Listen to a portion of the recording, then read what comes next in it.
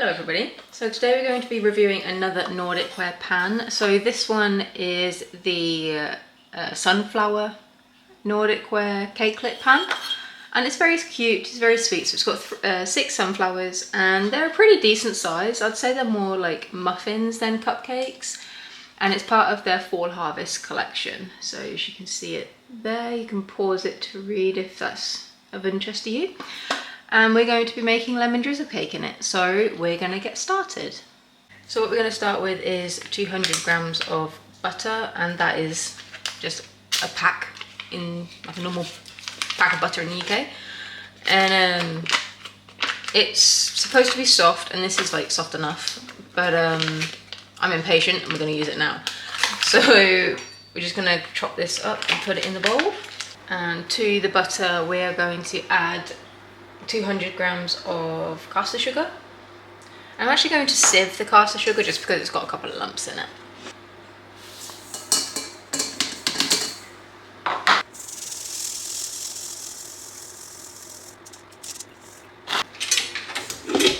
And we're just going to cream these together.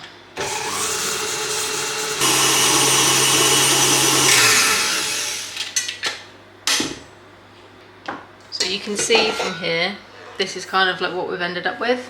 And so I'm going to pull it off the, or scrape it off the sides with a spatula, whisk it a little bit more, and then we're going to add the 4 eggs.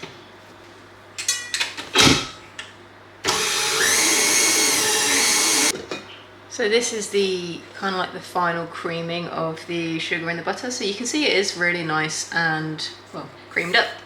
So from here we're going to add the eggs. So there are 4 eggs to add, and we're going to add them one by one, relatively slowly, and we're not going to go crazy fast with these either.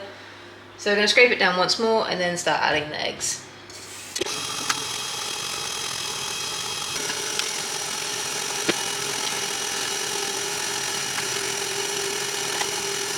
So now that the eggs are combined with the butter and the sugar, we're going to zest a lemon into it, and then we're going to sift in the flour.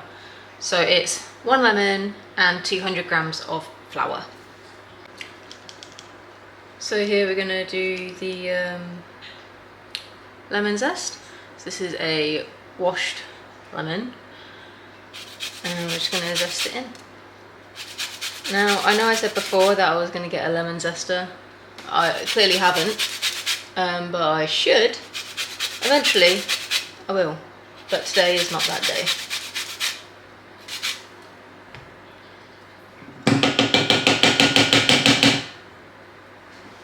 And now to this, we're going to sift in the flour. And now we're going to combine all of this, and then we're going to prepare the tin for the mixture.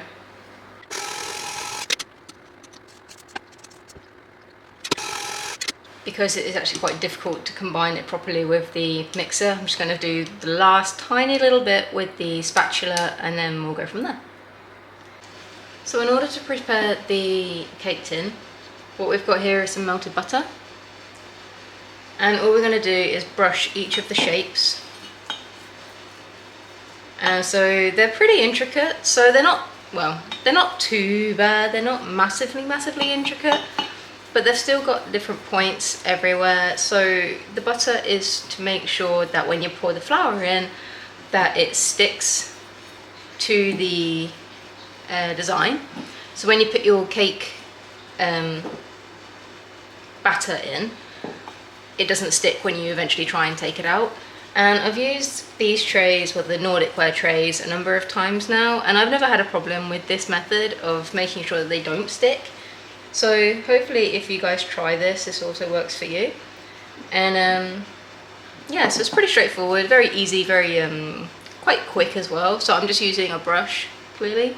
So any kind of pastry brush should work for you. And you don't really need that much, you just need enough, you know. So now that the butter is in, we're just going to add a little sprinkling of flour into each one. So literally just a little bit. And this here is just self-raising flour, just because I had that out and about, because that's what we were using in the recipe. So I'm gonna get some tea towels so I don't bang this all over the countertop. So just a moment. So from here, we're just gonna kind of move the shapes around a little bit, just so you kind of get the flour all over it. So this is what we've ended up with. And I'm gonna just leave it as this. So I might tip it out, kind of make sure that there's not too much excess in there. And then from here, we're just gonna spoon in the filling. So let's get to doing that bit. So like with the other ones, you don't want to fill them up too much. So I think about halfway is all that you need for these kinds of molds. Otherwise they overfill, and then, I mean, the shape still stays because the shape is on the bottom, but you end up with massively like domed cakelets, which isn't a problem really, but you know, you don't want them too full, otherwise they will overspill. And then just to kind of like flatten them out, again, we're gonna just knock them on the tea towels. So I'm being quite aggressive with these, just so they kind of fit into the tray, otherwise you're gonna get a funny shape at the end. So as long as you do it on something that's soft and not your countertop, especially nothing glass, like a glass table, which I've seen before, you'll be fine.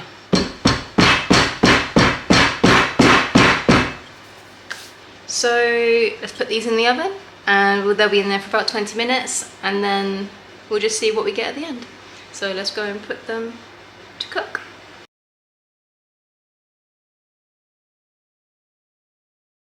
So this is what we have after 20 minutes, and they look glorious.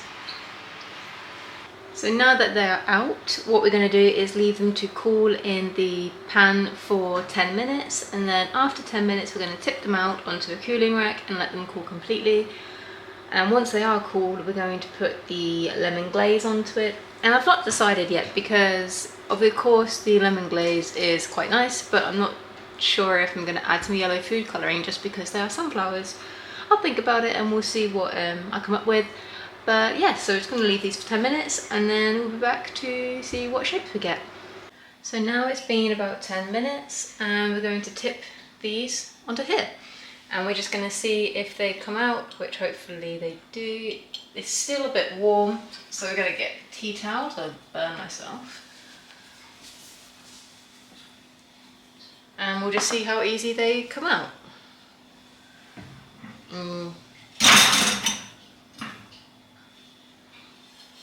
Amazing. I really love these pans. They're just fantastic, and you can see, well, you saw how easily they came out, but up close you can see how beautiful the pattern is. There is no denying that this is a sunflower. So yeah, this is just, they are gorgeous, aren't they?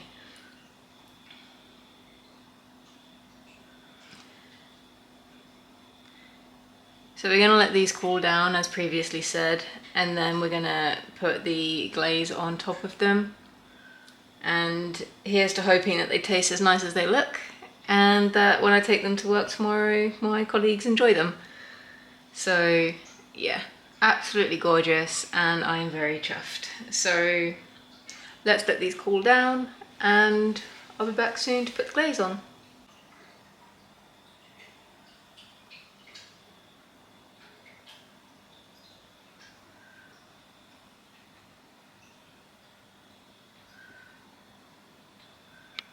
So now that the cakes are fully cooled, we're going to make some icing sugar lemon glaze.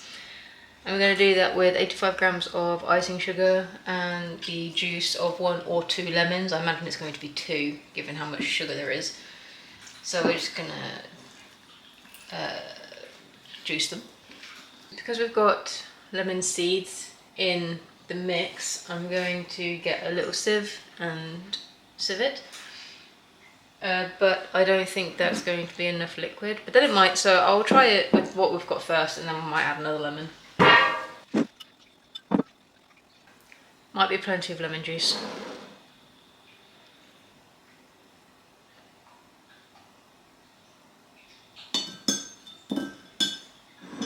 then from here we're going to add some yellow food dye.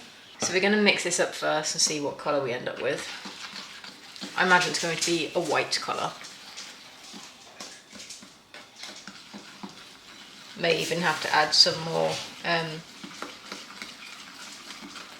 sugar. Okay, so I'm going to try and mix this to get all these lumps out. We are going to add some food dye. Now food dye is always very strong, so we're just going to add a tiny little bit at first. Literally just a couple of drops, and we're going to go from there, see what happens.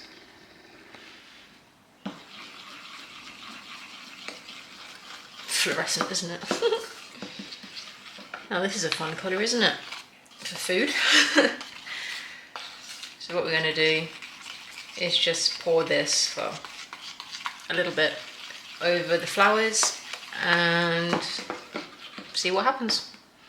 So we've got a plate underneath the cooling rack because I don't want to filth up the counter, and we're just going to see how it goes.